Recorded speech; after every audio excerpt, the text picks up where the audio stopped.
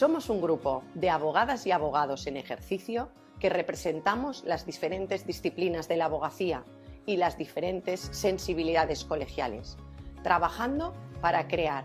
un proyecto ilusionador para las elecciones del próximo mes de junio. Un verdadero plan de gobierno basado en 15 prioridades, 15 ejes estratégicos y en 100 medidas concretas para llevarlos a cabo. Un plan estratégico ambicioso, transformador, que focalice su acción de gobierno en los legítimos propietarios del ilustre Colegio de la Abogacía de Barcelona, las colegiadas y los colegiados.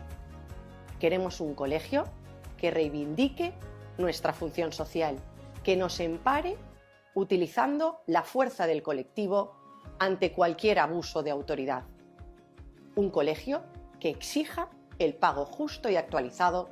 de los compañeros que prestan el servicio del turno de oficio, que luche por una jubilación justa,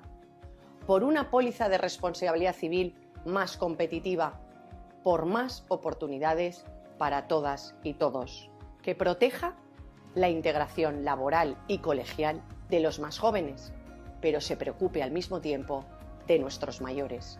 que nos garantice una formación gratuita para ayudarnos a afrontar los nuevos retos de nuestra abogacía, los ADR, la transformación digital de la abogacía, la inteligencia artificial y los muchos cambios que está actualmente experimentando nuestra profesión. Queremos un colegio profesionalista y transversal, que se centre en proteger tus derechos individuales y colectivos. Unas delegaciones de proximidad,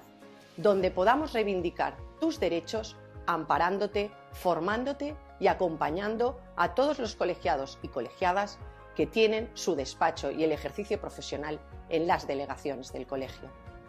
Un colegio internacional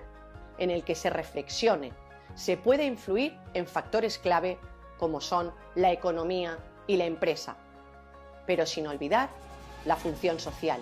la mirada que nuestra institución tiene que tener para destacar la función social de la abogacía. Un colegio que literalmente te devuelva en servicios lo que pagas en cuotas, porque el ICAP es tuyo.